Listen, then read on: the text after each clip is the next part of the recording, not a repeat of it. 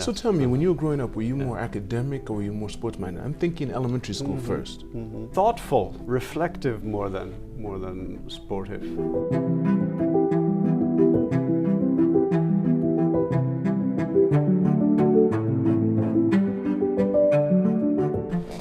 Today, I'm fortunate to be speaking with Michael McCoy. He is an award-winning Nikkei 50 change agent. He's very discreet, and he's also a confidence coach, I would say. But he's a coach, and he'll help you in areas that most of us need a lot of help in. So without any further ado, I'd like to welcome Michael. Thank you very much, Lance. It's great to be here. Yeah. Well, listen, it's great having you here because the way that we spoke when we met before, we met for about an hour or 2 hours. I think it was a pretty long day, wasn't it? It felt like 15 minutes. It felt like 15 minutes, but it was all day, I think, we stayed together. And the comment you wrote after that I thought was so pleasant. It was so nice. I really appreciated that. So let's start off with, where were you? I know most of this already. I know you were born in Ireland, but let's say where? Actually, I was conceived in Ireland, in County Armagh. Okay. Is that okay? Yes. And actually born in Liverpool. Okay. And grew up in Belfast. So Liverpool was a very short stay there. And siblings?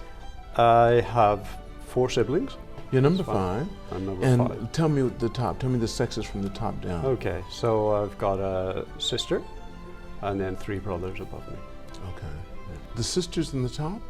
Yes. She's the oldest. And how many years between? Quite a few. It might be between you and the sister. 18 years. Yeah. So tell me, when you were growing up, were you more academic or were you more sports-minded? I'm thinking elementary school first. Probably thoughtful, reflective more than sportive, I would Being say. the last child, I think. Possibly. But you had a lot of input too. Were you close with your brothers and sisters? There was a bit of an age gap, so it could have been a bit closer actually. By the time I was a teenager, for example, most of them or all of them had moved out of the house. Okay. So you feel like you were the only child in a way? In a way. When you were being raised, because the attention, special attention was being given to you. But being the last child, that's almost kind of like you're allowed to do almost anything you want because the parents are tired. They know that all children come with different personalities, and you'd probably watch some of the things that happened to some of your brothers that had personalities. You thought, okay, I may not want to go that route. Yeah. Is that right? Precisely. Okay. So you knew how to maneuver a little bit better than they did. They were finding out. They had to put their hand in the fire. Sure. Yeah. Possibly so. Yeah. Okay. So what subjects did you enjoy diving into? Languages, really.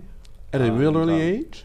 Well, I remember teaching myself French off. There's this British brand of sauce called HP sauce. HP, I think, stands for Houses of Parliament because it's got Big Ben on the front and on Parliament. And I remember reading from about maybe 8, 9 years old. La sauce HP est un mélange. Was it un mélange de fruits et épices orientaux? Yeah, so this HP sauce is a blend of oriental fruits and spices, and they had the same spiel in English as well, so I could compare the two. French I started in the last year of elementary school. Started studying it and kept that right through until the end of high school. Okay. Yeah. So how many languages do you speak now? Well, my French is at best schoolboy French or conversational French. Japanese and English would be the big ones. I had attained quite a high level in Irish Gaelic. So you can speak Gaelic? I can. But I thought that language is, it's been kept alive by those diehards, which by the Irish diehards are. and by there are also Irish language channels on Irish TV, for example. They're only speaking like Gaelic? Mostly in Gaelic. Okay. Yeah. They will be occasionally using content from other countries. Right. Yeah, to keep it relevant. And keep it fresh, keep it young. When did you start practicing Gaelic? The Gaelic was when I started going to a Christian Brothers school in the city centre of Belfast. And they had a very strong all Ireland ethos and very strong cultural ethos as well. This is what, after elementary? After elementary school. After elementary school. So you went to, during elementary school it was co-ed? It was co-ed. Okay, and then when you went to this? It was boys only. Oh, boys only. Yeah. And that's why I'm so shy. Right. Did you stay there all the way through? All the way through to 18. Till 18. So what were your focuses then, outside of the Gaelic? Well, there was the Gaelic, there were the language element, and the sciences, although as a primary school kid or elementary school kid, I had this dream of being a vet because I loved animals. I soon discovered that sciences were not something that, unfortunately, did too much for me. Yeah, and that I really enjoyed the languages. So I followed the languages, and that's what I was strongest So at. when you finished high school, then where did you go? I went to university. Okay. And started a social studies course at a local university in Ireland, not so far away. How old were you when you came to Japan? I was 21. Oh, so this is just right out of college, basically. So you okay? So you came straight. But what made you want to come to Japan? I'd always been really, really interested in Japan, from the perspective of here was a country that had never been, until 1945 that is, never been occupied by a European power. And by European power, essentially culturally, the US is one too. So that was something that was quite unique. When did you start this fascination? How old were you? I guess it would have been around the time, and this applied to people equally around the world, when we started seeing fabulous quality transistor radios, larger pieces of electronic equipment, my dad's first Toyota, for example, things like that. And I remember this totally blew the socks off my dad, that he had this car that actually started on a winter morning, and he didn't have to warm up the engine. And he had a little stove to warm up the engine on his English-made cars, for example. But suddenly he had this super reliable car, and he just raved on about it. He just loved it. He showed it off to everyone, I bet you. Absolutely. Every time he got out, the next thing out of his mouth was Toyota, my Toyota. Yeah, and nobody at the time could pronounce Toyota. That's right. Yeah, they said Toyota, tomato. What is it? What's your father's first name? Sean. So he said, "Here comes Sean with his tomato." Yeah, tomato. And you're not gonna get enough of this tomato watch. Yeah, indeed. It came with air conditioning. It came with power windows. It didn't have air conditioning because that wasn't a market requirement. It wasn't required at that time. Certainly not in Ireland. Right, anyway. in Ireland, yeah. okay. So in Northern Europe, air conditioning is a pretty recent addition to cars, but it had everything else. Right. And it had a radio where you could actually get a signal even in the mountains and things like that, and that was quite revolutionary too.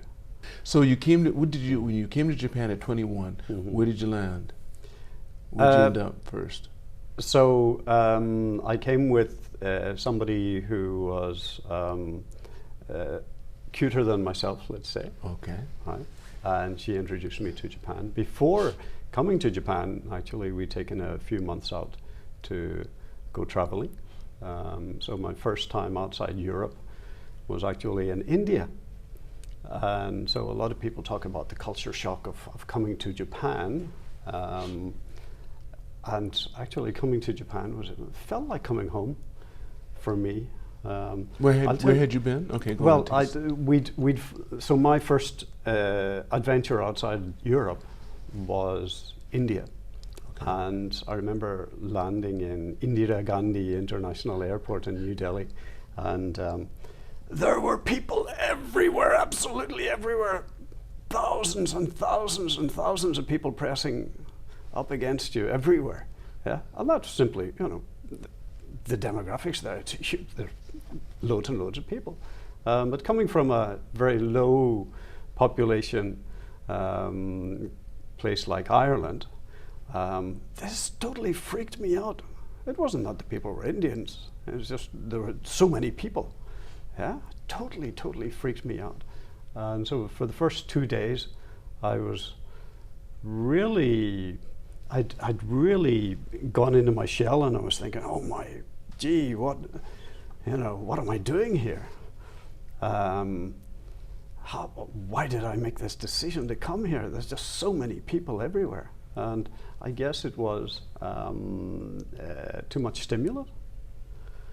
And the second night, we went to sleep, and I remember it would have been late October.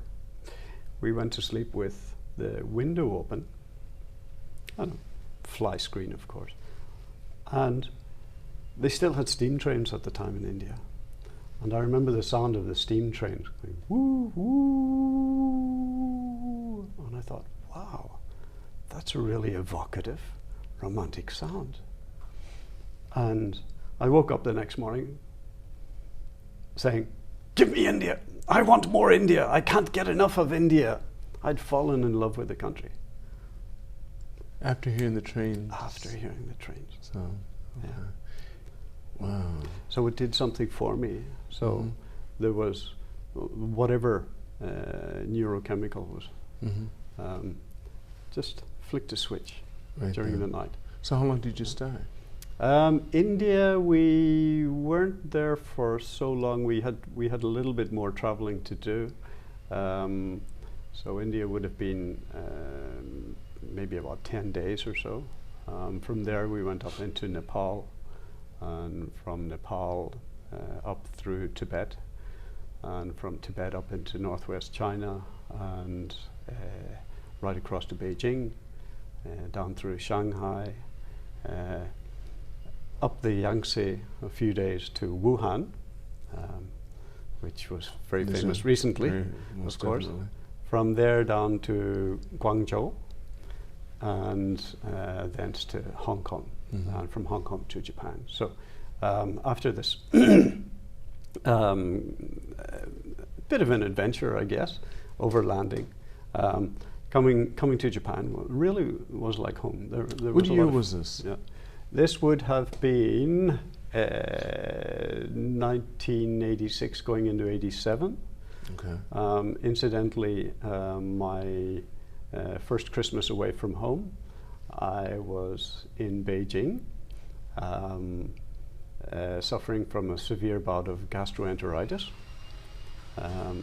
I'd spent the previous 3 days traveling on a train with my life trying to seep out of me through every pore, essentially. I won't give you the details. Yes. So I thought, oh, here I am in Beijing at Christmas, and I'm going to die here. I was convinced I was going to die because I felt so bad and extremely lonely. First Christmas away from home and stuff. So fortunately, one of my traveling companions found some Guinness. Yeah. And you've seen the old slogan, Guinness is good for you. Right. Well, it must have been the iron content in the Guinness, or perhaps just psychologically actually having some Guinness flicked a switch, and good. I got well again. Now, how long had you been sick? I'd say about 5 days. Okay. Or so. Okay, so it probably run its course, and just at the time probably so. Right. Yeah. Yeah, you were completely emaciated, I'm sure. You had nothing left in you. Indeed. But the Guinness gave you just the kick you needed. And a little drop of hydration too. Yeah, what was it? Okay, so you find yourself in Japan. Where did you land in Japan? We came in through Narita. Okay. And so I stayed in Tokyo initially with my friends' family for a short time before. So the friend was Asian? Yeah, Japanese. The Japanese person that you left with from Ireland was Asian? We met in London. Okay, and, okay. and we traveled from London. Okay. Yeah. Oh. So you came here. So then, how long did you stay during your first trip to Japan? I thought I'd have a look around, and I really liked what I experienced. And of course, at the time, it's the end of the 80s. I stayed through till the early 90s. So you watched the bubble burst. I watched the bubble burst. Okay. Yeah, yeah. So when you came here, you actually stayed for About what, 5 5 years years. now. Yeah. Mhm. What were the first things that impressed you the most? The first three things, would you say, that you still talk about? The ordered nature of things, the high regard paid to integrity. A lot of people seemed to keep themselves to themselves and not intrude or impinge too much on other people's business. Of course, the longer you're in any society, you'll see plenty You'll see everything you find of anywhere. exceptions to that assumption. Yeah. And Japan is just as full of emotion and gossip and envy as anywhere else. That's right. It's just presented differently. Exactly. Anyway, so you stayed for how long the first time? 5 years. It was 5 years. And then Yeah. what did you do after that? So my parents were getting longer in the tooth, as we say in Ireland, and I thought, well, if there is a phone call, that journey home to Ireland it's a long journey. So I decided I'd base myself in Europe, so that I'd be closer to them if that phone call did come. And indeed, many of them did come, some false alarms, some not. And I was based in London and involved. I had a boutique consultancy helping Japanese organizations, visiting Japanese people who wanted to achieve various projects, mostly in the UK. Okay. They had nothing to do with Ireland? Nothing to do with Ireland, unfortunately. Okay. And how long was it before you came back to Japan? It would have been, well, I'd had visits and business trips and so on back to Japan, but it would have been 2011. All right, so when you came back, you've been ever since? When you came back, you've been here ever since? Ever since 2011. Yeah. Ever since 2011. Do you have any intentions of going back to Europe or to Ireland, which is in Europe? Yeah. I feel pretty established here in many ways, and I have ties here as well, Okay. which Make you want to stay longer? Make me want to stay longer. Yeah. So what do we find you doing today? How did you come up with this award-winning Nikkei 50? So the award-winning Nikkei Change 50 agent. change agent. Okay. The background to that was that I happened to be working for a large and famous Japanese multinational, and I was working in essentially the CEO's back office in Europe, European CEO. I was emceeing, I guess, facilitating, let's say, management conference, middle management conference at the time, and the CFO afterwards tapped me on the shoulder and said, "I like what I see here," and he said, "I have something that you might be able to help me with." And I'm thinking, CFO wanting me to help him with something. And he introduced he proposed something to me, and I said, "I'm not the world's most numerate person, and you've seen my spreadsheets." And he frowned, and he said, "Yeah, I have." And he said, "Don't worry, we'll help you with this." And the proposal was that I was to be the figurehead for a cost reduction program in Europe. And this was quite daunting. It was totally outside my comfort zone. And very often in life, that hasn't been an obstacle to me. I want to push the envelope, really. So the first thing I did was conducted hearings around Europe, and conducted a hearing here in Japan, in Osaka. And a common theme with all of our people was that job security was a real fear for people. And so I thought about that for a couple of days, and flew to Frankfurt, where our COO was based, and he was the program owner in terms of, you know, the authority behind the program. And I made a proposal to him, and he said, German guy, he said, "Are you crazy?" I said, "I think so." He said, "Oh, speak to Asada," who was the CFO. And so I flew back to London and spoke to Asada-san. And Asada-san says, "Ahoka," in his beautiful Osaka manner. And so desu ne. And he said, "Ja, yatte miro." He liked it. Yeah, try it out. Yeah.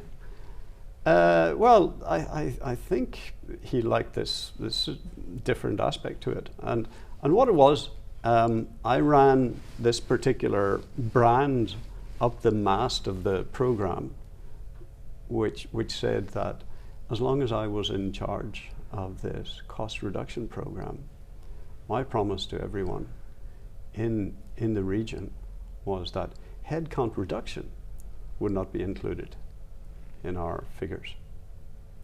Now, finance directors across the group, in all the different countries and different organizations, there were a lot of operations, a lot of entities across the continent and in the UK as well. They did not like this. And individually, I said to them, look, you do what you need to do, and you can still report that to CFO. However, if we report it through this cost reduction program, then that's just going to sabotage the whole thing. And people aren't going to work to identify waste around them and report that waste and cancel contracts for redundant subscriptions, redundant services, etc., etc.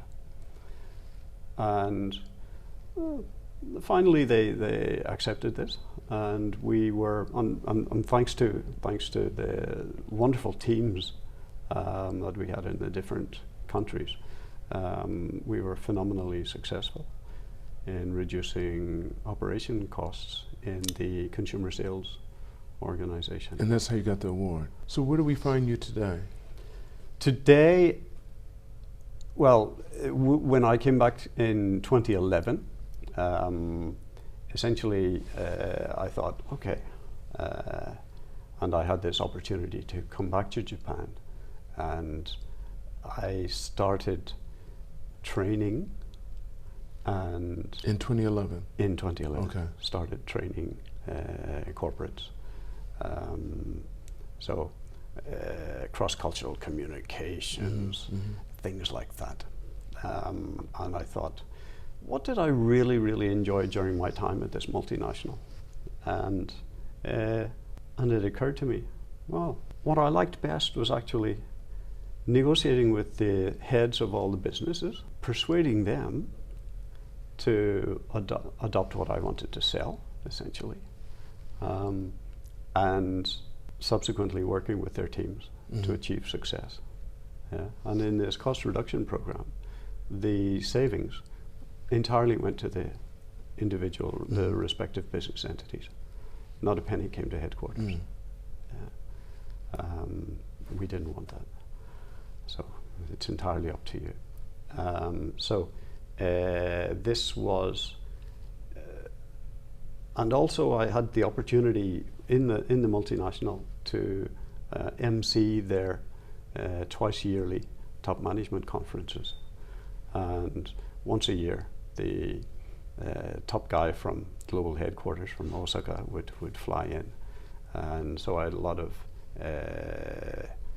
access to his presentation, working in the CEO, the back office, a lot of access to the latest strategy and so on and so forth, and was able to help people with their presentations to the top management conferences and give them an idea of what was going on, what would be on message, so on and so forth.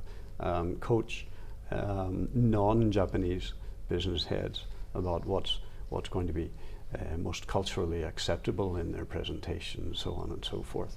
I am involved in making sense for equally Japanese people working globally, typically Japanese executives working globally, non-Japanese executives working with Japan, and also around the world people who have no connection with Japan whatsoever.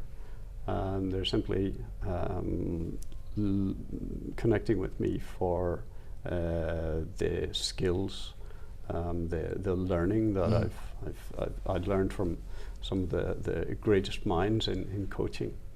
And plus there's that experience of going around and achieving a moderate amount of success myself, working across industries, across cultures, across business domains. Before I end the podcast, because we're getting to that time now, there's always a question I like to ask. If you could magically go back in time and talk to the younger Michael and give him advice, how old would he be and what advice would you give him? The realization from an earlier age that I knew absolutely nothing and still know absolutely nothing. What age would you be talking to him? He'd probably be in his late teens. Okay. And you would do what? You'd tell him? That the more you learn, the more you discover how much you don't actually know. Good advice. Fantastic. And I think it was Plato originally. I've heard that. Idea I've heard that. Of not actually knowing anything. So he said, no, I don't know anything. I'm going to put your information on the description part. If you want people to contact you, they should contact you through that. Wonderful. And I want to thank you for your time. Okay. Thank Really you. appreciate it, Michael. Thank you. I want to thank all of you for watching this podcast. Make sure you press like and subscribe. And never forget, it's all unknown, so continue to reach for the stars. Because you're too blessed to be stressed.